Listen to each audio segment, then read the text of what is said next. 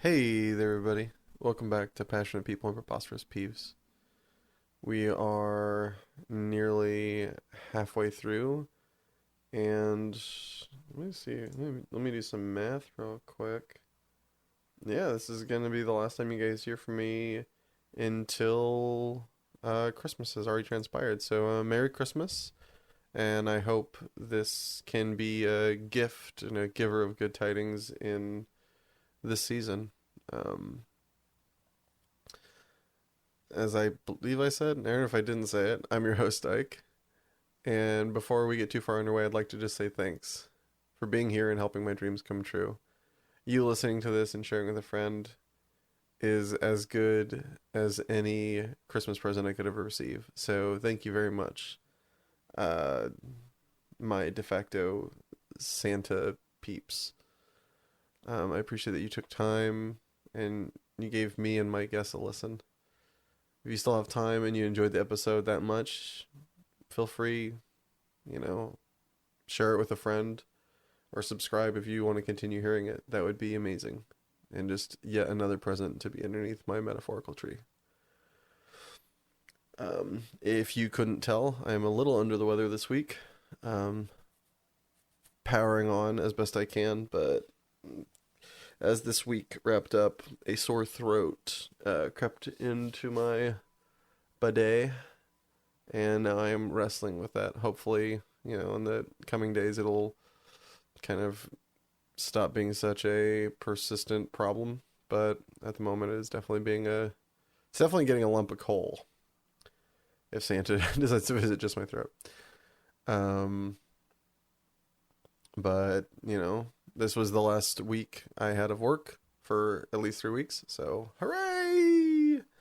3 weeks of freedom from those little rat bastards. Enjoying the heck out of that. Hoping to watch just a slew of shows, as well as make plenty of content as well. I'm gonna meet up with my editor in person and bring in the new year, hopefully, and see my brother and his wife and my mom and my dad and my Aunt Judy. So this is gonna be a red letter year to be sure, assuming this sore throat and potential, cough stops being such a jerk and potentially ruining such a great thing. But yeah, that's pretty much where I'm at. Survived that. And looking forward to the happy holidays. Hope you guys are as well. I don't know or think of anything else that's going on in my sphere at the moment. So, the guest I have today, his name is Roman Fusco. I hope I'm pronouncing that right. If not, I'm sorry, Roman. He's a magic friend of mine who worked in the film industry and now works in the video game industry, predominantly in the sound portion of post, and does amazing things. He's a great and funny guy, and I hope you really enjoy the interview that we had together. It was a blast. Talked about a bunch of little silly things, got a lot of cool information that I didn't know, and corrected on some things I thought I knew. It was great. And overall just had a lovely time together, so I hope you have a lovely time listening to it. Anyway, without further ado, here is my interview with Roman Fusco. Alright folks, this week may I introduce y'all to a fantastic friend of mine. He's a magical man, a sanctifier of sound, and above all, one cool kid. Please, y'all give a warm welcome to the one, the only, Roman Fusco!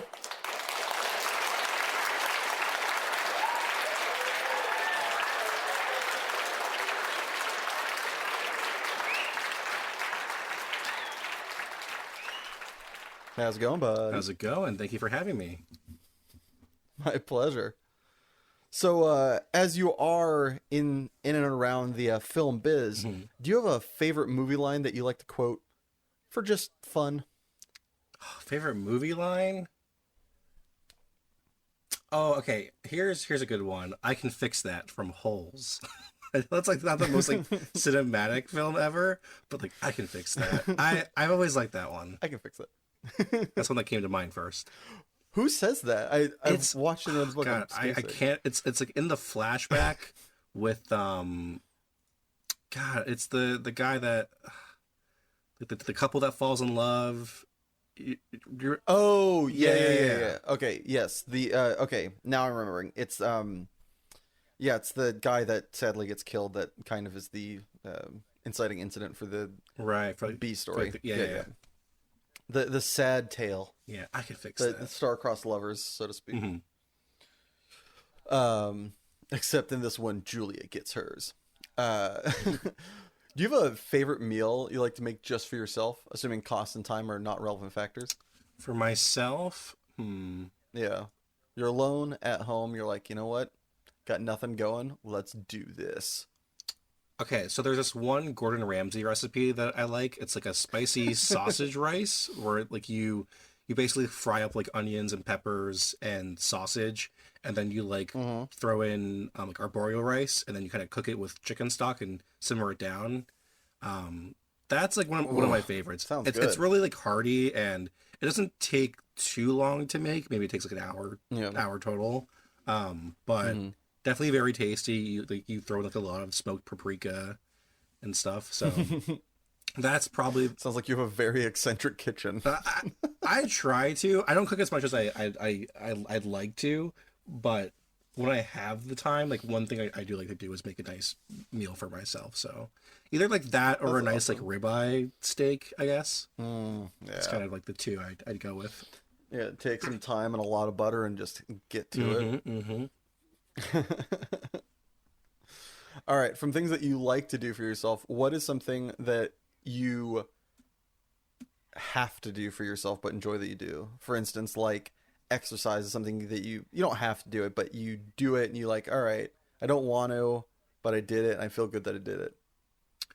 Yeah, I mean, exercise is definitely one because I am really bad at exercising on my own. So I'm currently working with Mm-hmm. like a trainer, and we do like stuff Yeah. over Zoom, and I feel like it's very helpful because he pushes me in like a good way where I feel like if I was Yeah. on my own exercising, I wouldn't be able to like either A, push myself that hard, and B, like know the right amount of like work to be doing and how to push myself the right way without hurting myself. So Yeah, that's yeah. definitely one. Other is like I think in like college I was really uncleanly in my in my dorm Mm-hmm. room. So like right now at home Mm-hmm. I'm like very good about um like just like clean my apartment, and that's very basic, but just I No, man, that's yeah, great. it's like Yeah. one thing I've like pushed myself to do over the last couple of years is to like just make sure my apartment is just nice and there's like nothing on the floor and No, stuff. that's the best form of self-care. I would highly recommend anybody does because I the exact same way in college. I was a slob. I am really sorry to anybody and everybody that knew me in my first year into college. Like I was like Beast from Beauty and the Beast. Just oh, it was just disgusting. I'm appalled at seeing and hearing about myself from that time. But now, like taking care of yourself, cleaning your room, doing all the little things that you groaned about when you were like growing up, Yeah. it's so you feel so good, and your room looks so good. Yeah. It's just like for those other sweaty nerds out there, get on it. It's the That's best in every way. It's just actually the the best. toughest part is probably making your bed. It's like the thing I like to do the least. But when you make your bed, you just feel so much better about your like your living space. I work from home also, All so right, Dad. I don't know if I can condone that. I work from home like sometimes, and I was working from home over the summer, so that was definitely like one thing Mm. that kind of freed up my mental space a little bit, was just Oh making yeah. sure my apartment was Yeah, at it's like least cleaning somewhat your working clean. environment. You're just like, all right, Yeah, now I can get down to business. exactly. It's interesting you talked about like doing training over Zoom. I thought just like I couldn't do that because I would know that I have an out of like unplugging my Ethernet cable and being like, oh My no. internet's Like out. if it's like doing something too hard, I'm like, nope. It's like let me stretch down here underneath the computer and bye. It's like unplug it. I would just be too conscious of that out. I don't know that I could do it. So kudos for being able to do that. Do you have a life hack that you'd like to share other than cleaning your room to feel good about yourself? Ooh, a life hack. Put me on the spot. Let's come back. I gotta think about that one. Okay, coming back to the life hack. If you were a condiment, which do you think you'd be? I think like a chipotle mayo. Like I'm Fancy. like somewhat basic, but also somewhat spicy. I've got hot takes Yeah, exactly. about French fries.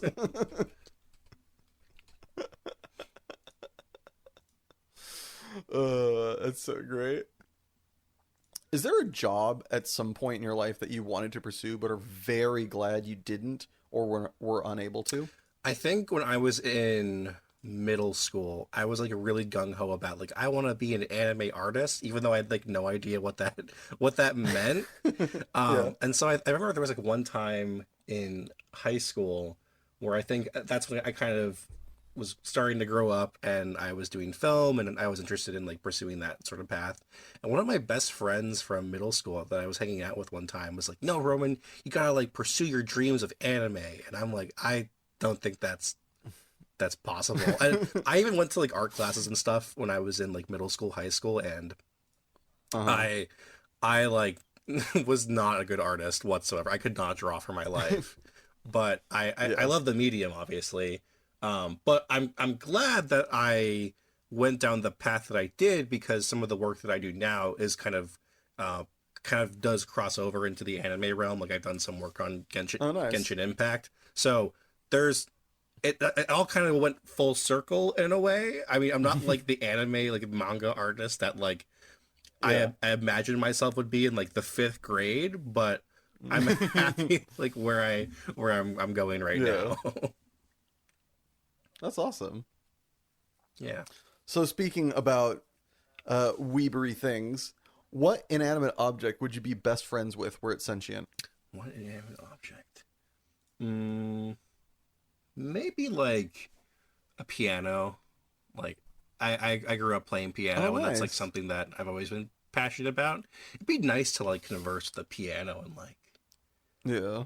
how can I like play It better or would either be something. really awesome or very heartbreaking Yeah. if it was like, hey, don't touch me. You're like, but I need to practice. It's I like, want to play you. It's like ah. I need my personal space.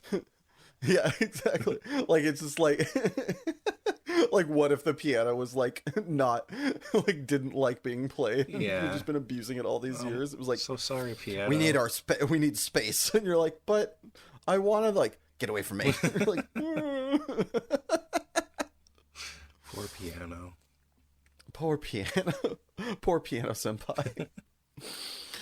All right. If there was a movie of your life, who would you want to play you and at what point in your life? Movie of my life. I feel like okay, Yeah. at the point I would pick would probably be maybe like my middle school, like late middle school, early high school years, just because that's when it's maybe the most interesting with like girl drama and stuff like that. And Yeah. to have someone play me, I maybe like a young Jude Law. I don't. I just like Jude Law a lot. Oh yeah, no, I can see that. Yeah, Yeah. like Yeah, a more nerdy Jude Law, maybe. get him some glasses and Yeah, exactly. get him some glasses and a Kangol hat. Like Like, some longer hair, like some band tees.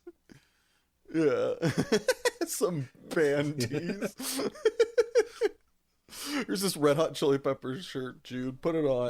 This is the wardrobe. I said put it on. So, okay. Yeah. I This is the easiest costume I've ever had to wear in my life. Thank you. all right. I think those would be my picks. Those are good ones, yeah. It seems like also a role that he would like snap take. It's just like, wait, so it's like he doesn't have to wear something weird or like be strange. He just has to be a kid Yeah. who's like likes the Red Hot Chili Peppers. Just like there's some girl he likes. He's like, oh, this is a role I can get behind. Like I kind don't of have to spend how long in kind of wardrobe? like wannabe hipster.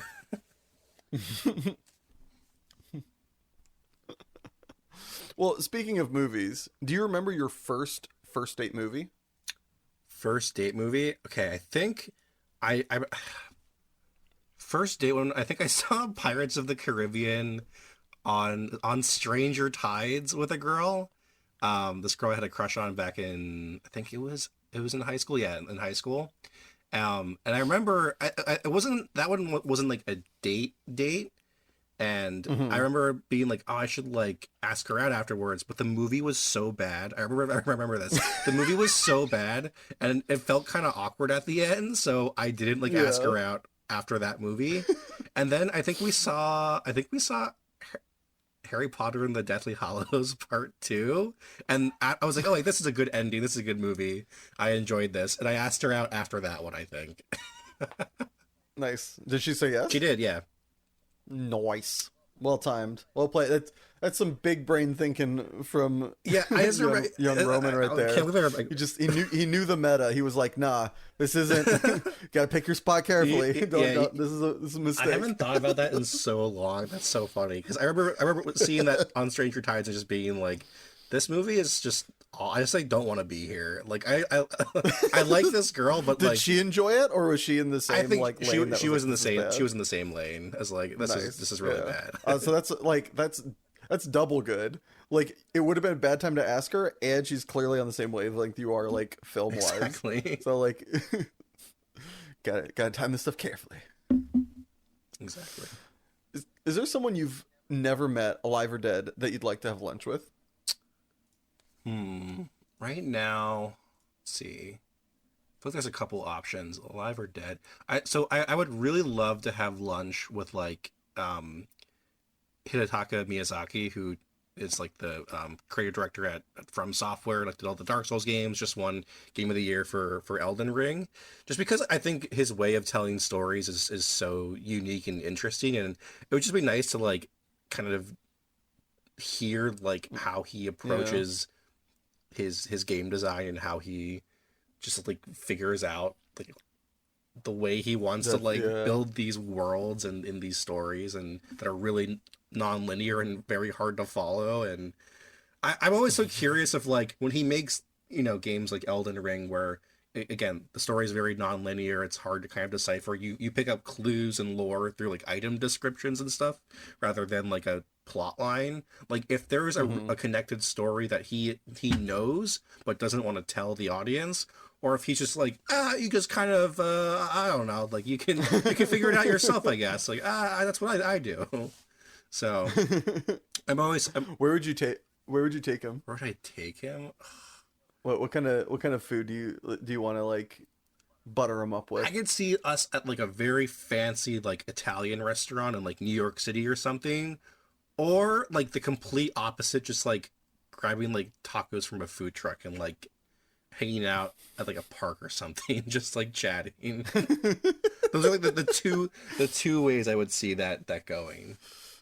Yeah. You're like, look, you spend all days indoors. Let's take you outdoors and have some Yeah, authentic LA cuisine. we work in games. Yeah, we were in dark rooms all the time. Let's get you out in the sunlight. Yeah. That's so cool. That's an interesting. I had never thought of that as a way of storytelling either. Like the idea of like using item descriptions as like kind of. It sounds like very kind of subtle, like nods and prods in a certain direction. Right, Right? right. Am I hearing It's a lot of like you as the player, if you want to seek out story, you have the option of doing so, as opposed to playing through a game like God of War, where the game Oh is, yeah, is so you're just like, yeah, you're going this way and doing these things. right, right. You're following a Yeah, story that has a definite ending. that's really cool. All right, I'm gonna throw you a hypothetical. Okay. You're going out to a party and you want to look extra awesome. Other than your normal garb, what accessory do you add to your ensemble to really stand out in the way that you want to be noticed? I feel like, what accessory? I feel like I would say a watch, but that's boring. So I would go with like a gold chain or something. I feel like I don't own any gold chains, or have I ever really So as wore we were one? just talking about Elden Ring, I'm thinking of gold chain as like a weapon. You're just like dragging this like like 4-inch thick chain, like basically a weapon just made of gold, just like dragging it and just making a ruckus as you enter the room, just like ladies. I would wear like Excuse me, I need chips. like a gold chain with like a cross or something, or some sort of like I Yeah. don't know, something that's like really obnoxious Just looking. quaint bling. Yeah, Yeah, just like kind of yeah. What kind of you're saying watches are boring, which you know I can see that, but also I disagree. I think watches are pretty cool, especially now that everybody checks their phone for time. What kind of watches are you a fan of? I actually like don't really know anything about watches. Like besides like I know what Rolexes are really expensive. Okay, I don't think they're boring. I think they're classy. Like I think watches are very Okay. classy. Like I've worn watches before, like to family events or like to other events and stuff.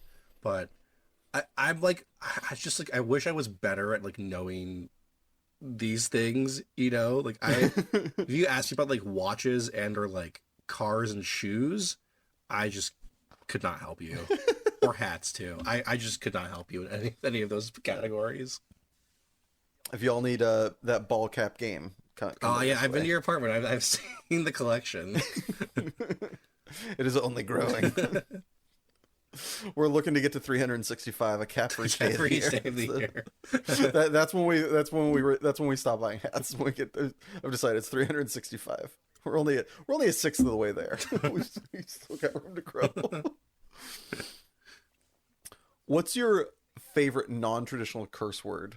Perhaps to utter when you realize that you don't own a watch that you want to take to a party. I don't know where this is from, but like the phrase like "son of a mother duck." Like have you heard that before? Like No, it's awesome. I can't. Son of a mother duck. I can't remember where I heard my that from. God. It may have been like Ray William Johnson when I was in like the 8th grade watching YouTube. Like I think that's where it's from, but I'm not positive on this. That's so great. Yeah, just son of a mother duck. That's so like son of a monkey's uncle is like okay, I get it. Or it's like mother trucker. It's like okay, it's clearly you're doing the like you're changing it so you don't get in trouble, but we all know what you're saying. Son of a mother duck is so much its own beast. I just love it. That's so great. son of a mother duck. Yeah, yeah. That's clearly something a farmer said literally. like he was just He's the son of a mother duck. son of a, and he looked and saw what bit him. It was a mother duck. After this call, I have to figure out where that's from because I just like don't remember. It's so great. Oh my gosh. What poor man luxury do you still enjoy to this day? Poor man luxury. If you need an example, I've got a go-to All right, example for give me you. the go-to example. Kraft mac and cheese. Ooh, I mean, I would say like, would you call like flip-flops like like a poor man's luxury? I don't know if Yeah, like the ones you buy at like CVS, absolutely. I definitely have like a cheap pair of flip-flops that I wear a ton, and I dig it. I've like stopped Yeah. wearing them to like outside because like the bottom there's like holes in the bottom that have like Yeah, you burned can't out. wear them because you like Yeah, I can't wear them because like I could just injure myself if there's like glass on the ground or something. But I haven't bought or just a rock. Yeah, and I haven't like gotten a replacement pair yet, and I just love them. They're just so comfy.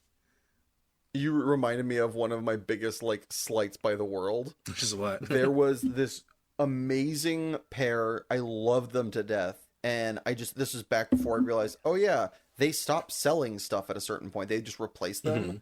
I think it was at what was CVS before it was CVS? It used to be a different company, right? Oh, was it? Dang it. Okay. Well, I can't remember. I used to work at at like a pharmacy shop, and they had these flip-flops that were so comfortable and squishy. It felt like you were walking on marshmallows. It was fucking amazing. And I bought a pair and wore the bejesus out of them. I was like, okay, well, they're dead. I'll buy another pair. And then they just didn't exist anymore. They weren't sold in the store, and I couldn't find them online. And I'm just like, I would have worn them until the day I died. I wish I bought 100. They were so perfect. It was just like they had enough grit that you could wear them around, and they were thick enough that even if you like walked on glass or like a rock or something like that, it would like pierce your foot. But they did wear through a little easily because they were like such a light kind of squishy plastic, and they just like no longer exist. And that was just like, you just remind me that I'm sad. Oh, Because like all like good flip flops are like the soft ones usually suck and are either cheap or very expensive, and then the ones that are kind of in between have that nice like kind of, it's a bit hard, and once you wear it in, it's like okay, but it's like a kind of like a tougher like less giving, like kind of is it plastic is the right word, or like foam or whatever, but it's, you have to like kind of wear it in so that your foot feels comfortable, right? Mm-hmm. And this was like the perfect in between, and it no longer exists. Oh, here's I can see them in my head too. They had like a weird like word on the sole with like flowers or something like that. that reminded me of a funny story. I think I had in college. I had a pair of flip flops that I also had that I wore everywhere, and I really wore them down. And I went to like a Star City Games Open in like where was it? In like Syracuse, and I was the only pair of shoes I had with. It was the flip flops, and they broke in the middle of like the tournament. And I went up to like the vendor, and I'm like, "Hey, do you have any like duct tape?" And they like duct taped my flip flop back together. Not trying to yes and you or anything like that, but at GP Seattle, all like 2014, 2016, something like that. I think it was the one that for those Magic historians is won by Lands, a la oh crud, who's the guy? He's a good player, but he's from like the Northeast. I think he's from like Mass or something like that. Mm-hmm. He's a math guy. Crud. Now I can't remember his name. I can see him. Dang it. I'm sorry. You know who you are. I love you. But I'm walking around in these. They weren't flip flops. They were these shoes that I loved. They were like slip-ons. They're really comfy. And I hadn't thought of, oh yeah, it's Seattle, it's gonna rain a lot. And so I'm walking around and they got waterlogged and they just kind of disintegrated. No. Just the top. The bottom was fine. And so I was like walking around, I was like, all right, screw it. And so I just like, I've got pretty tough sole, like calluses and soles on my feet. And so I was like, whatever. I just like the shoes fell apart. And so I just took the bits of them. I was going to throw them away later. Luckily didn't. That comes up in a moment. And put them in like the side part of my bag and was just walking around barefoot, which apparently you can't do at a Magic event for like health safety reasons or something. And I'm like playing halfway through like the tournament. And the judge comes up and goes, sir, I need you to have shoes on. I'm like, I don't have shoes. I don't know what to tell you. And we're like nowhere near a store that would sell shoes, so it's not like I can go buy one anyway. But I'm like, I don't have shoes. They're like, well, then we're going to have to ask you to leave. No! I was like, what? Like, yeah, you can't be in. I was like, okay. And so I was like, all right, do you have tape? And they're like, yes. I was like, okay, give me tape. And I just took the soles and I taped the soles to my feet. And so I just like, I was, for the rest of the day and the next day, I think, I was wearing soles on the bottom of my feet that I had taped to them. And so I was wearing these like very painful to remove tape sole moccasin dealies. And it was just, when I finally got home and took them off, it was somewhere between the smelliest, most painful experience I've ever Oh my god! So like the tops of your feet were showing like the whole time. Like you just had these like this layer under your foot. Oh my god! It was great. It's great. It was so terrible. I've never had that problem before or since because, adult, but it was just so funny. It's like adapt, improvise, overcome. Yeah. This seems like as good a time as any. Do you have a life hack to share with the class to improve their daily living? I don't know if I could top the cutting the soles of the sandals so you can survive in your Magic tournament. Okay, a life hack that I like. This is when I go to McDonald's. People have like kind of figured this one out now, but my favorite thing to get is like a cheeseburger and like a 4-piece nugget. And I put like 2 nuggets on the cheeseburger, and it's like you're eating like 2 sandwiches. It's like I that's like my favorite thing to do because I like eating nuggets by themselves, but also like when you add them to the sandwich, it's like adding like a whole other layer to it, and like I like the crunch.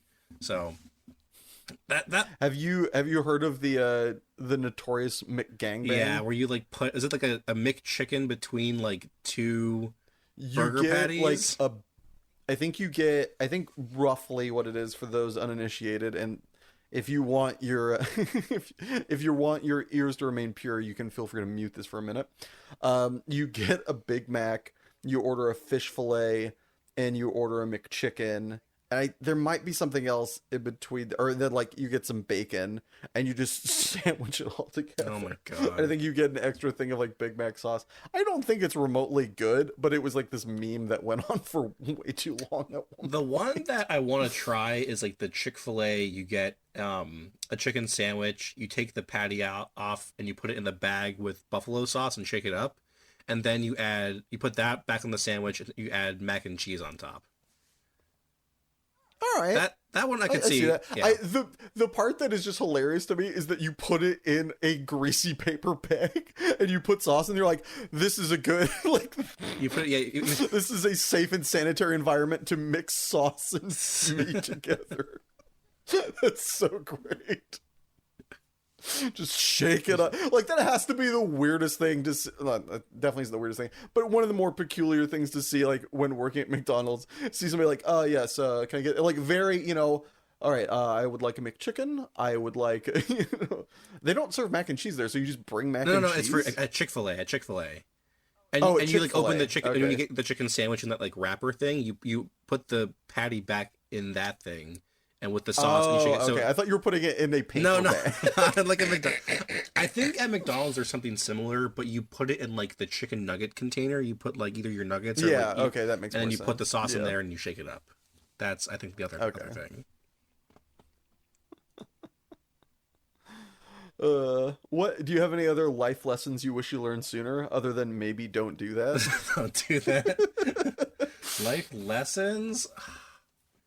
I think one thing that I wish I knew a little earlier is not to be like I think okay, I'm trying to phrase this correctly. Like I'm trying to find the right balance between still being like a kid but also just a grown ass adult like that has is like a responsible and has a job and all these things. Like I think being responsible but not being a fuddy-duddy. Right, like for example, like talking about like keeping up with your health and working out and keeping your apartment clean, like being able to cook for yourself. Like I think these are all skills I've worked on a lot over the last couple of years, but I kind of wish like earlier in my 20s I had been a little more like not self-starter, but just better at like being able to take care of myself by myself.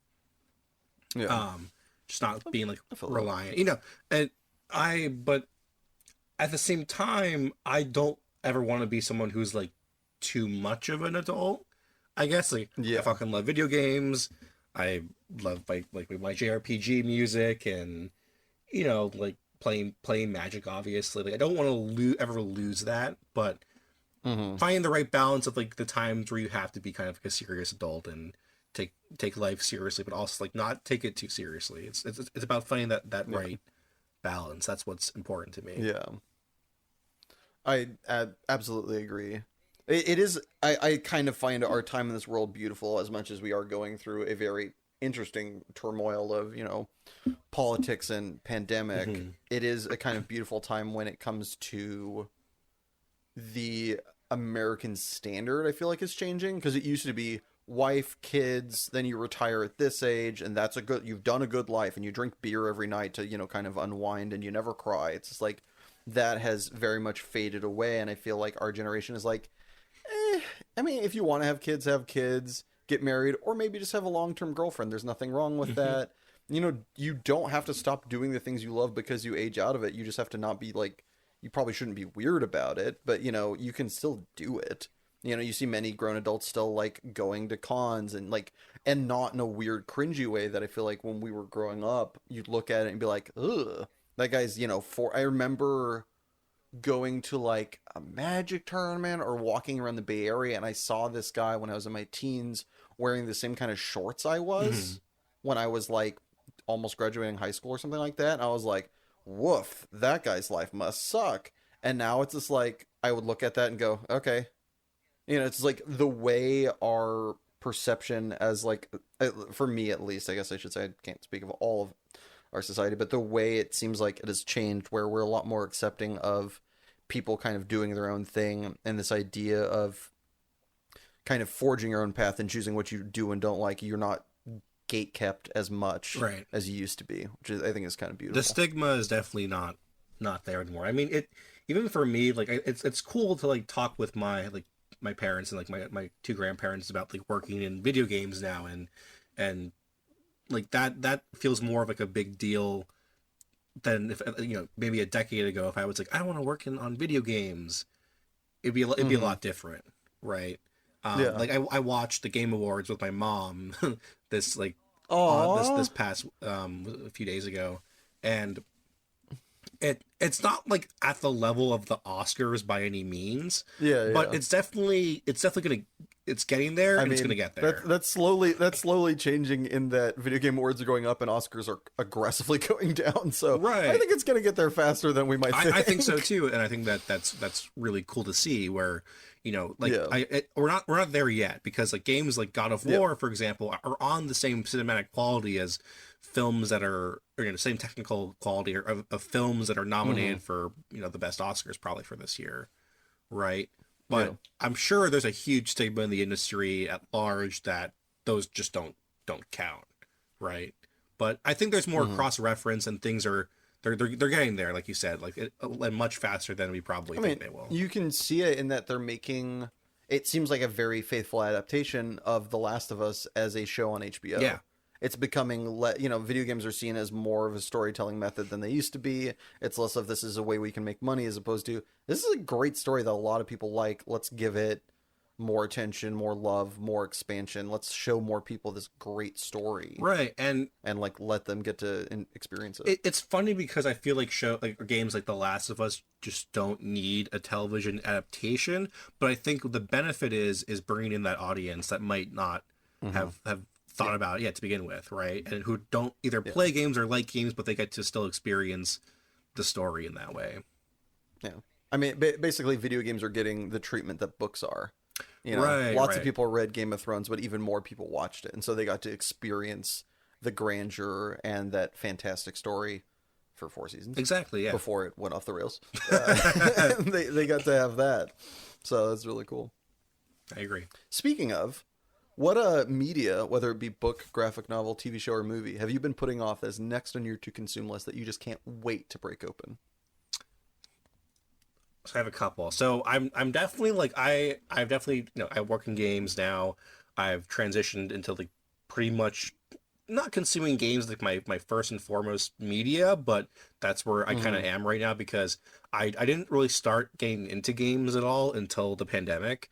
So now that this is more of much larger part of my life, I'm trying to like backlog and like experience things that maybe I if I had been more interested in games in like the mid 2010s, I would have experienced. So like, next on my list, I have like The Last of Us Part 1, like the new remake I'm gonna play.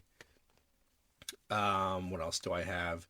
I'm playing through the whole Legend of Heroes series. It's like a great big JRPG series, but you can kind of play the games in a weird order. So I played like the last couple of games first because they're the more accessible versions games to play through, and now I'm sort of going back and playing through like the first 5 games, just because they're only they're older, they're not as accessible, and they're harder to play in a way, I guess, than like the newer games in the series.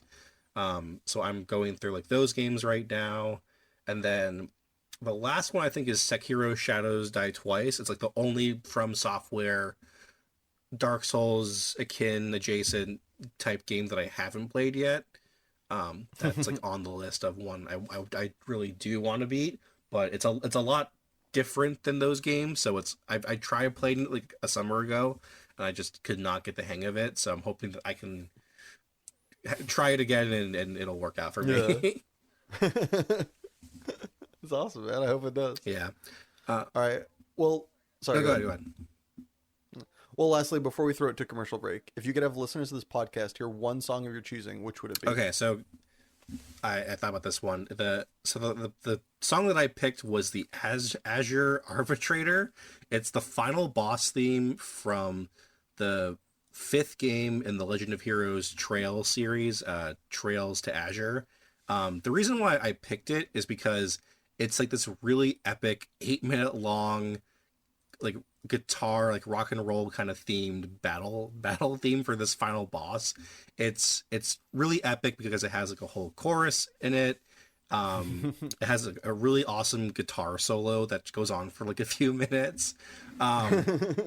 It's the reason why I like it so much is that it kind of encompasses everything that I like a big final boss theme. It has like the epic kind of feeling to it, but I love the guitar solo because it just I love that like the band that's behind the music is kind of able to express themselves and like kind of it's not like super repetitive JRPG music that follows like one kind of chorus and kind of goes back and it's on like repeat. Like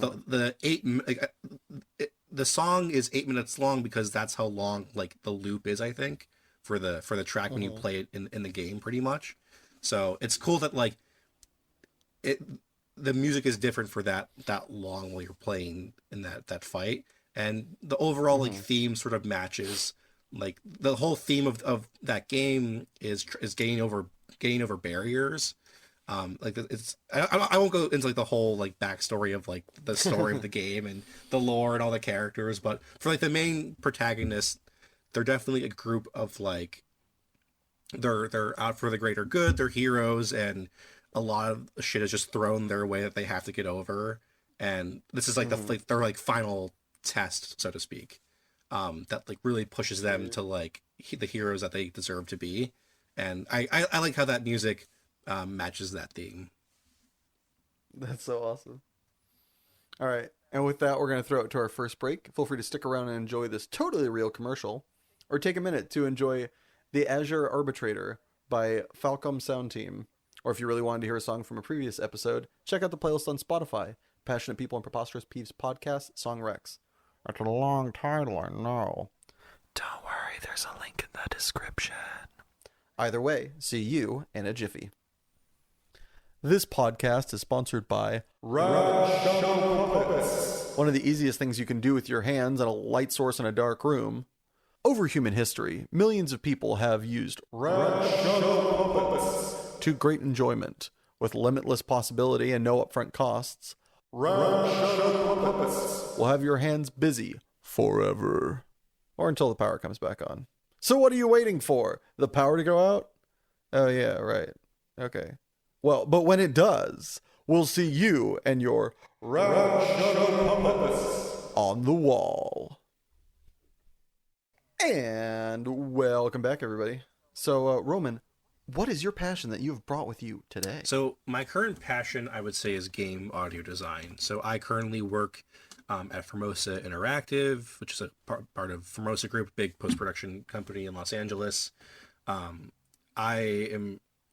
currently working in video games. It's great, but I first and foremost am an audio guy. I was really interested in doing sound design for film in college, and I was trying to kind of pursue a path of sound design, working at studios and stuff, and didn't really pan out. But over the kind of the course of the pandemic, I sort of found a passion for game audio. I found a passion for gaming and the stories that games can tell. So now I'm kind of like in this interesting world where I'm doing audio design for some different games, and that's the passion I have brought with me today, Isaac. So when did you, so if I'm understanding you correctly, you wanted to go in movie design or movie sound design, and that transferred to game audio design. When did you first want to get in, like when did you get intrigued, the bug bit you to go into sound design for film? For film, okay. So I had always been really interested in kind of pursuing a filmmaking sort of path ever since I was a kid. Like I did like film camps growing up, and in high school, like my high school actually had a film class that I took for 4 years, which was which was really cool. It's a great school to do. Yeah, I went to a school that was like definitely more like arts focused. So were you in the background of Fame? Is that where this was? Just singing like in the.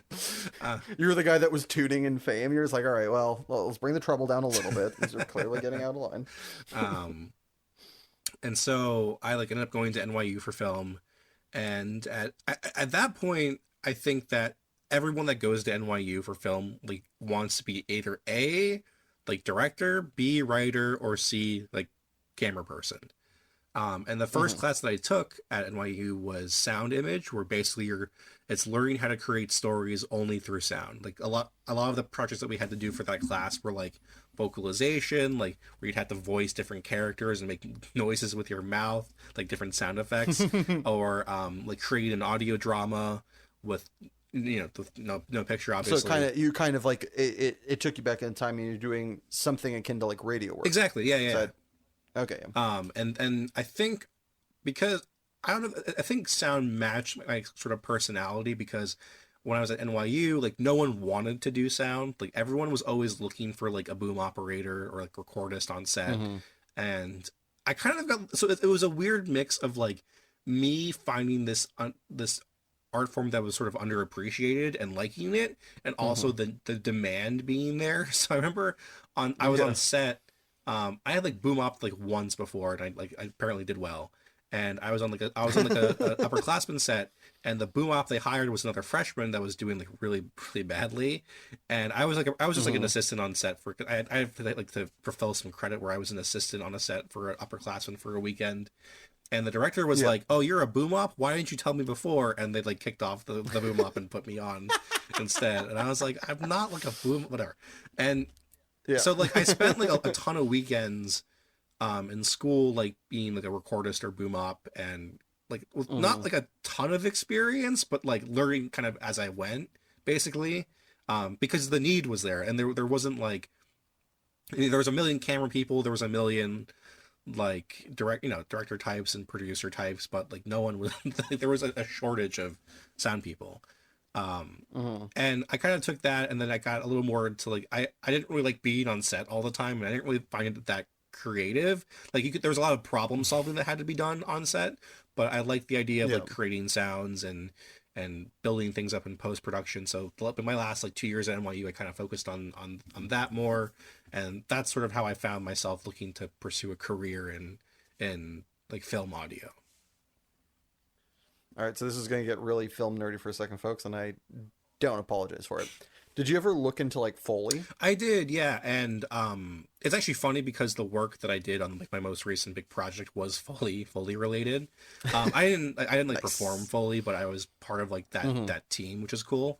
But For hold on real quick, I realize I'm extra losing some listeners. Foley is why don't you, as you would know better than I do, why don't you define Foley for the uninitiated? Sure. So Foley is sort of the art of creating sound effects to picture. So basically, you have artists in a studio who are using various different props to create different types of effects so they match the action that's happening on screen. So this usually encompasses like footsteps on different sorts of surfaces, and creating like cloth movement.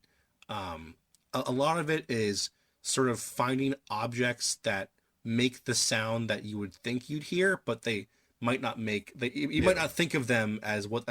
You might not think of them that they would make that sort of sound, I guess. Like this isn't Foley, I guess. Is like, what is it? The T-Rex from Jurassic Park is I want to say it's like a lion and then like a dog in heat or something. Yeah. It's like a crossbreed of two of the... It's the tortoise, I think. Oh yeah, sorry. Yeah, it's a tortoise mating call, and like like a lion or something like that. Like cross pollinated in like post. It's like two sounds that like what, and then it's like that's a T-Rex. Or the best example for Foley is like gore is usually just people breaking vegetables or like squishing fruit together, like, or tomatoes and stuff like that. But there's like different techniques they use to create different types of those effects with all those props. But yeah, the big one is for all those hopeful serial killers out there, when you stab somebody or hit them over the head with a hammer, it's not going to sound as great as it does in the movie. So maybe don't do it.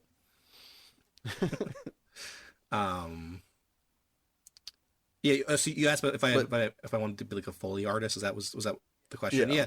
Because that kind of does sound a lot like, I have a couple friends that I went to film school, and a couple friends that were like really of a similar space that you were, where it was like, I really like making films, but I really love sound, and a couple of them have tried and pursued Foley. I definitely And it's just it. I feel like I'm not that I'm not creative enough for the performing part of it, but it's definitely like Mhm. pretty intense, and you have to kind of think on the fly of like how to create certain effects. I It's like Mm. not my preferred thing I'd like to do in the studio, but I definitely have like a huge appreciation for it, and um, I've worked a lot. Like the work that I did on the last game, the game that I worked on, which was the Callisto Protocol. Our company did all of the Foley design for that game. So while I didn't act out those sounds, I was working a lot with the sounds that we recorded for the game. So how did you get into, like, so you're at film school, you're doing this, you decide you don't want to be on set. How did you find the role that you ended up trying to pursue in film? Like the sort of like sound design role, I guess. Hmm. Yeah, how do you like find your way into that? I don't know if you'd call it a niche or area, but like that zone of work. It it was definitely similar where I was taking classes for sound design. Like NYU has like a couple different sound design classes you can take, and I took some that I really enjoyed. I took a whole class on mixing with a really great professor that I'm still in touch with. A lot of it that I Aw. liked was that you're working kind of one on one with the director. At least when I was there, so you have a lot Hmm. of what I liked about it was you have creative control over different parts of the film. Like you're trying to um, take the director's vision one step further and Mm. add things that they might not even think about. So there was one project that I worked on that I really enjoyed, which was the missing link, which was my friend's animation thesis about like a brother and like stepsister, and he's kind of like, and the sister's more of like a Dexter's Laboratory type, and the brother's like a troublemaker, like wannabe YouTuber vlogger type, and like a science experiment kind of goes wrong, and so but it was a whole like funny kind of like in the style of like a Nickelodeon type cartoon. And that was Yeah. really fun because I worked on that project where I helped record basically all the auditions. I recorded all the main actors as like the ADR engineer, and then I did all of like the Foley and the sound effects for that and mixing. Um, so that was like a really cool project because I got to kind of be present for all parts of the audio process. Hmm. And I think that that's sort of like where I found my love for it, and that's where I kind of knew that I would rather do that than different other parts of like the film industry or being on That's set. so Yeah, cool. but I really enjoyed, I guess. I mean, you got to sit in a chair in an air conditioned room in a dark studio. That's a that's a bonus. There were definitely sets I was on Big at perks. NYU where I was like in the rain and it was like torrential downpour, or I'd be like up at like 5 a.m. in the middle of New York Yeah. somewhere, you know. But as opposed to like, oh, you know, I'll stay like another hour late in the studio and chill in this room with this mixing console. Um, but So you end yeah. up you end up doing that. You go to school. You come out here to Los Angeles after you Mhm. graduate, and you attempt to get into that area of Hollywood. Yeah, so the reason why I moved out to LA in the first place was because I had a internship at a post sound studio called This Is Sound Design. It's like a smaller sound studio in Burbank. Like the project that they had worked on when I first moved out there was Searching with John Cho. Like that it was a film that's all on computer screens. If you're familiar, Hmm. anyway, but they did all of the foley for that film and all the sound design for that film. Um, so I basically interned there for a bit, and then I started working there and as like a freelancer, and I would do sound editing for different films that they worked on. Um, and then the transition for me working in game audio was basically because I needed like more of a full time job with benefits first, first and foremost. And it was just really hard to. Wait, are you saying that Hollywood doesn't have a consistent paycheck to paycheck and health plan system in place? It You're blowing my mind. it was. I mean, it it's definitely very tough to make things work. I think that it's just hard to sort of break into the industry when you don't a have the connections, and b there just aren't the demand isn't there at the same time. Like I think the issue was for film was that there weren't like postings for, oh hey, like Warner Brothers needs like a junior like Foley person, or you know what I mean, like those things just don't exist. Yeah. But basically, like when the pandemic hit, and I the only job postings I saw for audio related jobs were either like podcasts or game audio. And that's like what I basically started applying to, were those two things. And then also in 2021, when I was applying to things, I did like an online course at Berklee College of Music to understand like game audio and learn different programs that are kind of related to the work that I do now. So that was also like very, very helpful. But yeah, first and foremost, it was because the jobs just weren't posted anywhere for film. It was really hard for me to find like an avenue into like the industry without having experience. Yeah. Yeah, I mean, like, it just kind of like, it sounds like you took, and I do not mean this in any slight, that you just took this like path of least resistance, get in where you fit in the like the scope of what you wanted to do. Then you went to film school, all these people are wanting to do all these things, and there's a, you have to fight through a crowd, or there's this thing over here that nobody's doing and is appreciated and underutilized, and you're like, well, what if I just did that?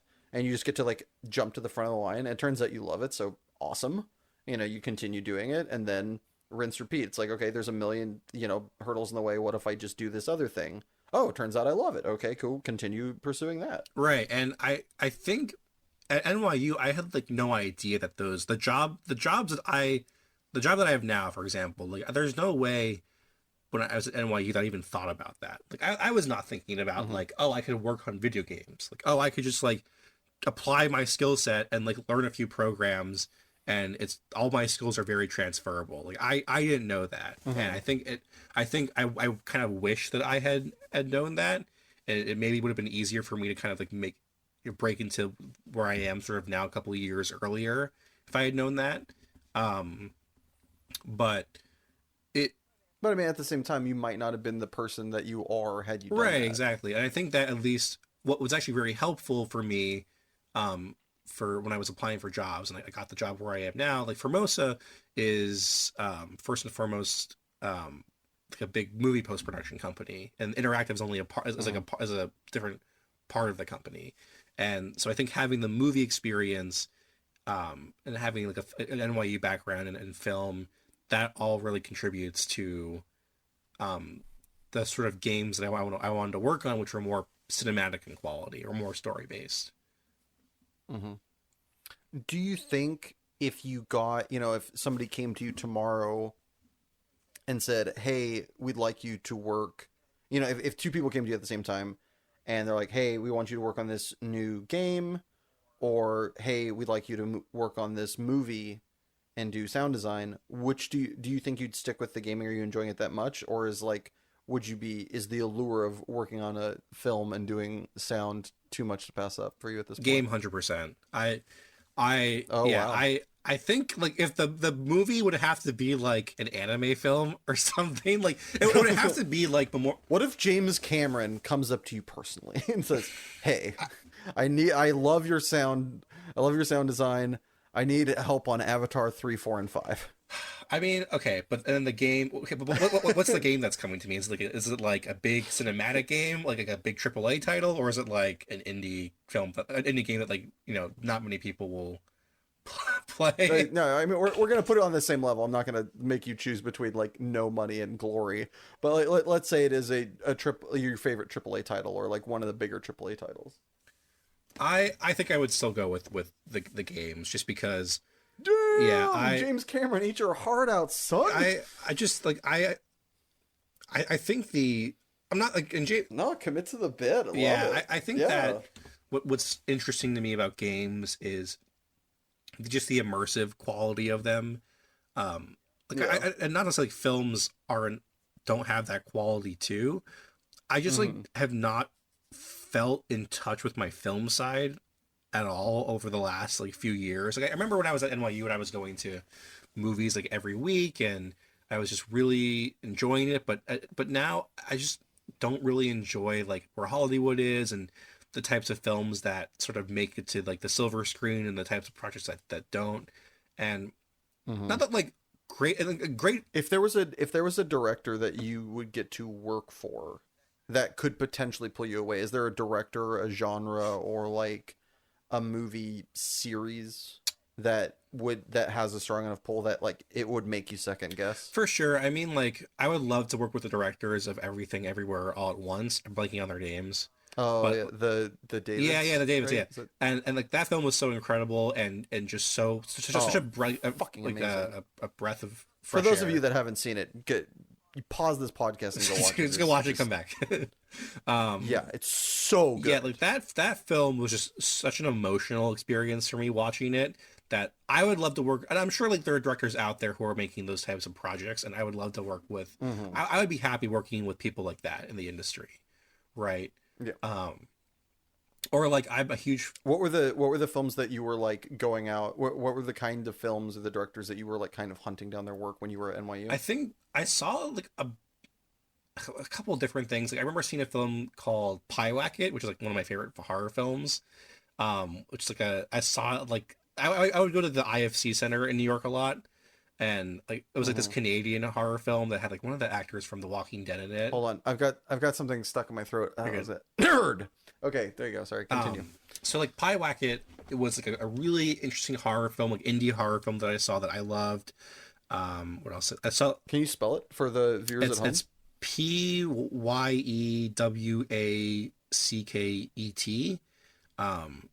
It's like a good like just like demon horror film that has like a good scope and isn't too over the top. What else did I see that I really liked? I would see like anime films from time to time that weren't, playing in like large theaters. I saw like the Sword Art Online movie I saw, like The Empire of Corpses, I think is the other one that I saw.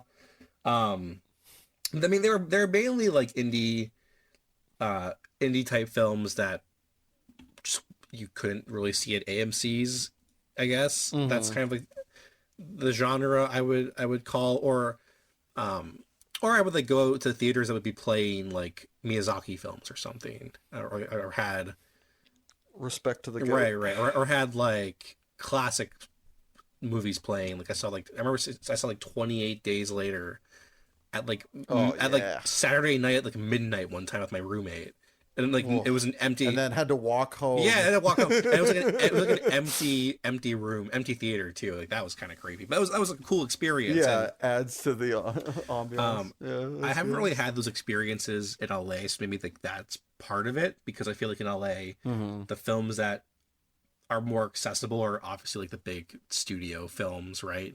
But the indie ones aren't there. I remember when I was at This Is Sound Design, we worked on a film called Madeline's Madeline, and it wasn't even playing anywhere in LA. Like it was playing in New York, and a friend of mine who I didn't tell him about the movie texted me, and he's like, "Oh yeah, this movie is really good. I saw it in the theater." I'm like, "Oh yeah, I know the sound designers. I'm like working with them today." But I don't have those experiences in LA as much anymore. So I think that like overall, like there are still really amazing films being made, and you can definitely seek them out. And But you have to seek them out. you do have to seek them out. Yeah, they're not super accessible, but I don't know. Maybe I don't know if it's because I've been working in games and more passionate about games over the last like 2 years. If that's if that's what it is, or if I'm just not, or if like the quality of movie is just like declining. Like there's definitely like an argument to be said that like Disney has too much control over the box office, and What? 45% market share, too much. I don't know. right. But I just like it's harder, I think, to find the more unique films being made. But I love like things like Everything Everywhere All at Once that pop up, and I'm like, great, this like invigorates my love for filmmaking and storytelling. I'm super glad this exists. So I think going back, there it would be there are definitely like adaptations of things I would work on. Like I love the Earthsea cycle by Ursula Le Guin. Oh, yeah. And the rights That would be a hard to translate. Yeah, it'd but be hard yeah. to translate to film. I think there was like a UK like There TV was. show for Wizard of Earthsea. I haven't It- watched it, but I heard it's like I wouldn't recommend Yeah, okay. watching it either. It's the clips I've seen of it are rough. Even as somebody who read the books, it's like right. what? So I think like A24 bought the rights to it like I don't know, like 5 years ago or 6 years ago or something. Mm-hmm. But I would love to work on like how to translate like that to the screen. Like, I would love to work on that in some like, in a capacity. But Mm-hmm. I would much rather work on like a random JRPG than like a Marvel movie. I mean, just counting like money aside, like Yeah, I was right? gonna say, Yeah. If money wasn't a thing, like Money's no object. for Yeah. example, like I would love to work on the ADR team or the English, some part of the English team for the next like Legend of Heroes game that's going to come out because it's come out in Japan but not in the US yet. Like I would like leave everything. I don't care what they would pay me, but I would like if I could record on that for like a year or something, that would be like a dream job for me. Like that's Snap. that's it a game off. where like Yeah. I would not care what like about money. I mean, I would care a little bit about money, but what would be more? I wouldn't care about my. But that would be like being able to be a part of the process that brings that game to a Western audience. Is like something that's like really valuable for me, and I would do it in a heartbeat. But money aside, I would rather work on games I think that have more of an artistic quality and immersive quality to them. That are doing things, that are taking advantage of of technology and trying to tell these unique stories, as opposed to Marvel film number 30, whatever. Some shade. some shade. What would you say is the biggest misconception about sound design, whether it be in game or film, by the wider world? I think that it's very hard to forgive bad sound design. So sound is something that I think people take for granted in a way where it's sound is I think sound design exists in a sense to really add to the immersiveness of whatever media it's a part of, whether that be games or film. You're not really, I mean, you can have an appreciation for it, but at the end of the day, you're not supposed to notice it.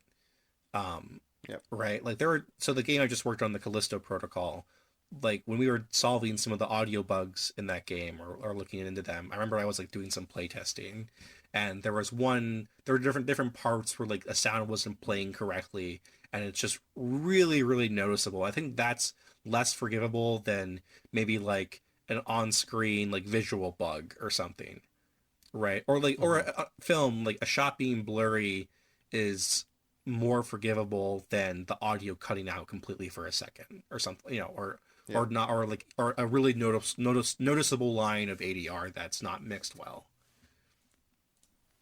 Yeah, I remember when I was in film school, there was a situation where in like my first directing class that I believe my professor JP Allen was like, he sat us down and showed us 3 examples, and one was bad looking film, bad audio. I don't remember what the last one was.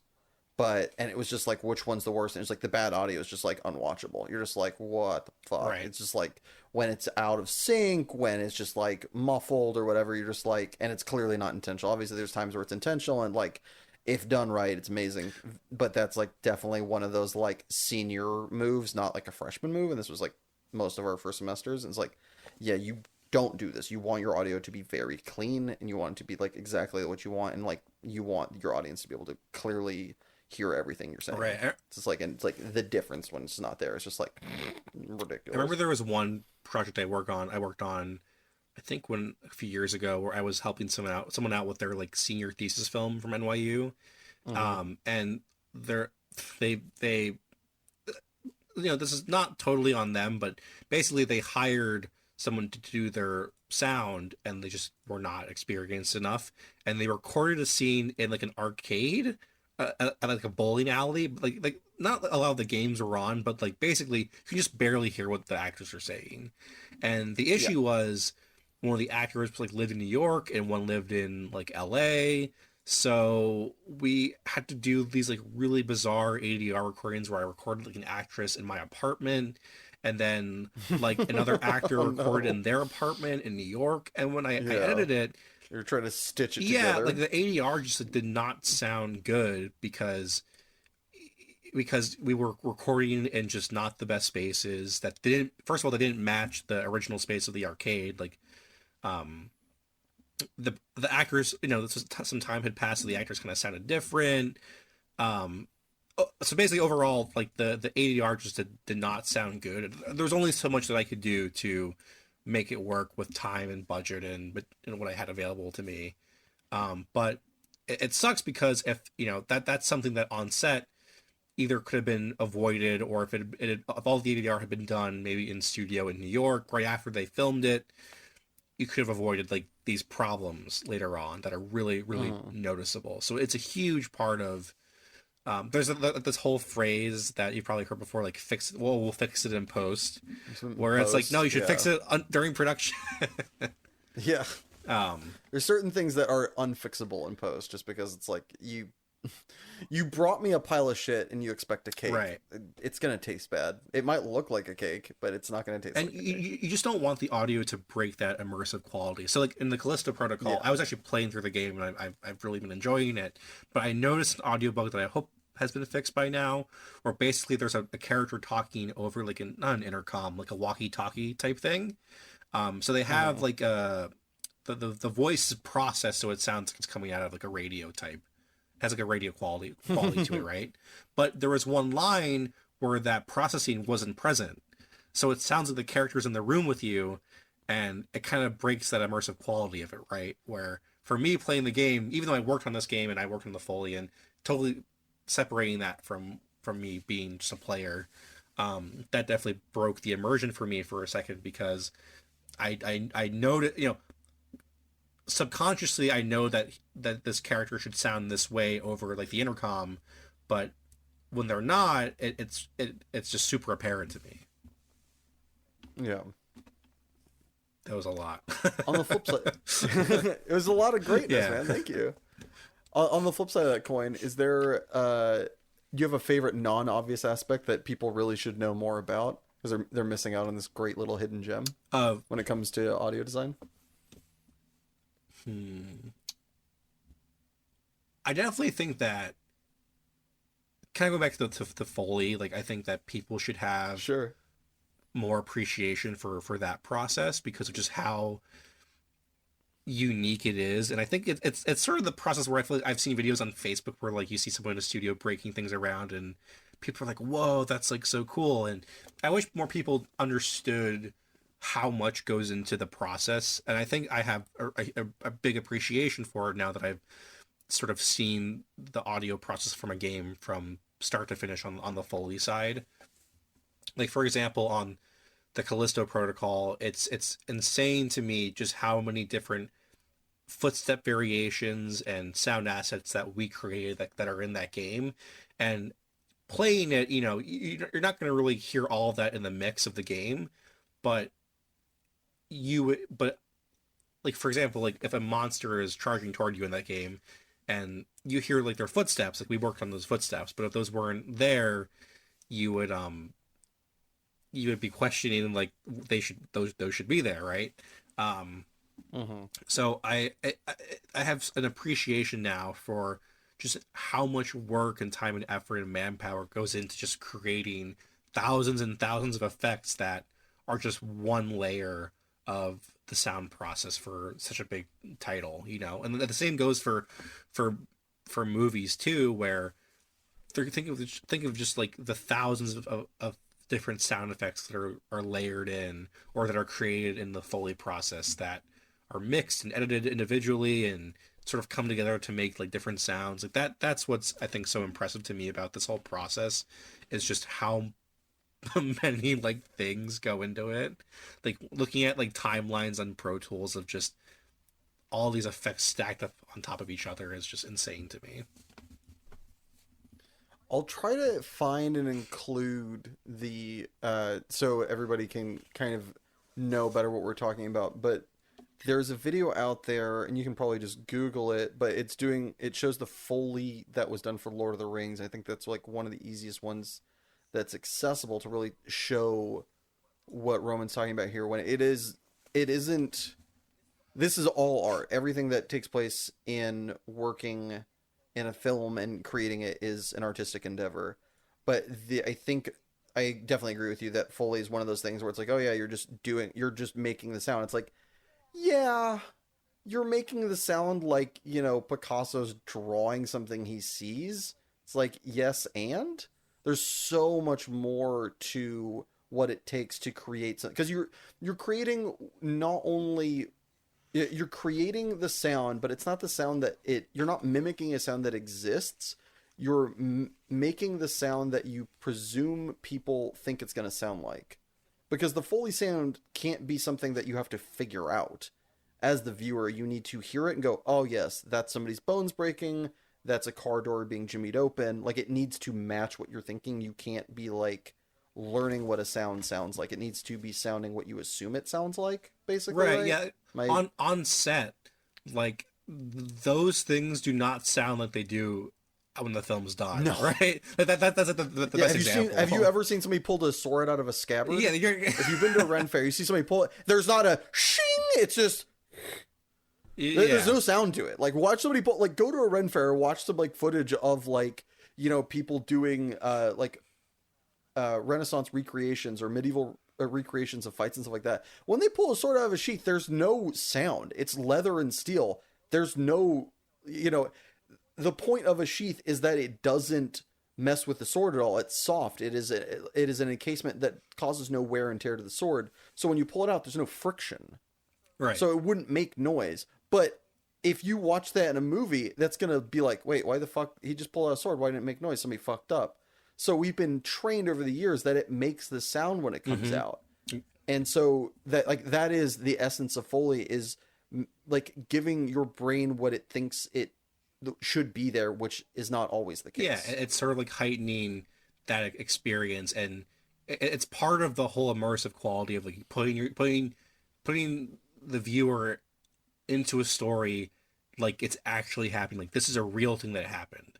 You are experiencing characters that you believe are real, right? Yeah, precisely. So we're gonna go from the happy town to the angry village. Oh no. Roman, what is your preposterous peeve that you have brought with you today? This is a good segue from talking about sound design. So when I was a kid, my little brother would always eat like mac and cheese in the most annoying way possible.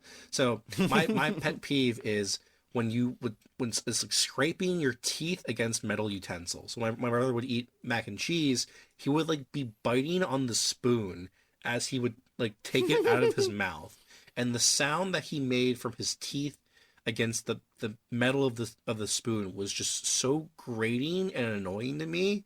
I would just get so angry, and that's still like my worst pet peeve today. Where I had a friend do something similar, and I had to tell him like, stop doing that, like stop the way you're eating. And I don't think he understood. Like, he just like couldn't relate to like how much it bothered me, and he was just like really confused. And it's just something that it makes me physically tense up and cringe. I cannot stand that sound. It's sort of akin to like the nails on a chalkboard type sound. Yeah. Like, but like, is this even the case when it's like a plastics like? No, not at all. Like, it's like it's only metal. It's okay. Like the metallic like clanginess of metal on like your teeth. Metal on enamel. Yeah, it's also similar. I also kind of cringe up when like someone's eating and it's not like the scraping, but like the utensil sort of banging on their teeth as well, I would say. It is just so annoying. It's so grating. I hate it. When did you first notice this? Is this something that was like, fresh out the womb, or when did this first pop for you? I really like when I'm thinking of is my brother when we were kids. Like, so we have a 6 year age difference. So maybe when I was like 12 or 13, I'm gonna guess. Like, or I don't know. Are you the older? Or the I'm younger? older, so yeah. Yeah. We have a 6 years age difference, so I would be like maybe like 11 or 12, maybe when this was first happening.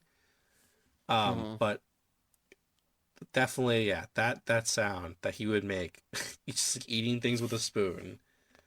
I just like don't. I just didn't under. I'm like, why are you eating that way? Like, why would you want your teeth to like touch the spoon? I don't know. What do you remember? Do you have like a story of when it like got your goat the most? I don't think I have like a specific time, but there were definitely times where I either like not like hit my brother hard, but I'd be like push him a bit, like Physically because assaulted my kid. I would tell him to not do it, and he would still do it, and I'd be like, why like stop? Like it actually. Do you think it was intentional, or do you think it was one of those things that he was just like, what, that's the way he ate his food, and he was just like not even registering his brain? I kind of think it was a mix of both. I mean, he was young, but like I feel like part of it was to piss me off a bit, but he also was just like, this is the way I eat. Like, leave me alone. Like, I have to eat this way, but also I'm like, I can't hear it. So yeah, that's where we clash. Baby, I was born to eat this way. But yeah, definitely to this day, I cannot deal. I have to call out. I really have to tell people to just please don't do this, because I will get mad. What is the dish that seems to occur with the most? I feel like it's anything that's with a spoon, because I feel like with a fork, I think because a spoon is wider, like that's maybe why it's like hitting more of your teeth. I'm thinking of, but yeah. So I think with, again, like growing up, it was like mac and cheese, or like maybe like soups and stuff. I think, yeah. Anything with the spoon is what would piss me off the most, because. So you don't like the tick? No, I can't. For those of you that don't know, his catchphrase is spoon. As far as I can remember. Spoon. And on that giggly bit, we're gonna head to our second ad break, but don't go anywhere, because when we get back, Roman is gonna enter the lightning round. Lightning round. See you in a bit. Have you ever wanted to kill a small woodland creature or break a window but not had the physical strength? I know I have. Now introducing Rock. Rock comes in a variation of sizes and ready to use. Simply put Rock in your hand, raise it back to ear level, and release. See? You've got it! This ad does not condone the violence against small woodland creatures or windows, nor will it be held liable for any inability of use when coming into contact with paper. And we're back. Roman, are you ready to enter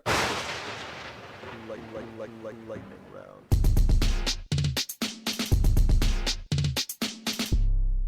The lightning round? Oh, I am ready. I am so ready. All right, put however much time it takes to bake this cookie on the clock. Roman, is there a price for you to give up your passion forever? No. Make the food or do the dishes? Make the food. Did you ever cheat on a test in school? Kind of. I saw a teacher walking around with like the answer key, but before the test started, I kind of took a look, and then I saw an answer. So that was like in the 5th grade, okay, or 4th grade or something. Are you out of touch, or is it the children who are The wrong? children are always wrong, Isaac. Okay, I'm not out of touch. I never will be. Would you rather have your inner monologue sound like Gilbert Gottfried or Fran Drescher? Gilbert Gottfried, any day. My inner goddess. Would